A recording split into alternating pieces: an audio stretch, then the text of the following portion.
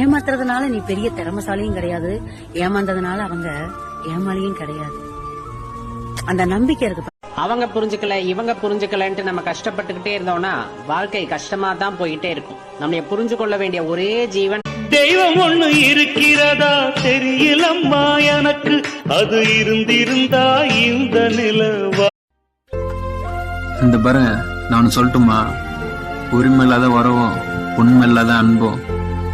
எந்த உறவு உன்னை கேவலப்படுத்தியதோ அவமானப்படுத்தியதோ அந்த உறவு உன்னுடன் இருக்க தகுதி இல்லை என்பதை இறைவன் உனக்கு உணர்த்துகிறார். யாருக்கென்ன தீங்கு செய்தேன் ஏறின்ற சோதனை நேசமற்ற பாவம்.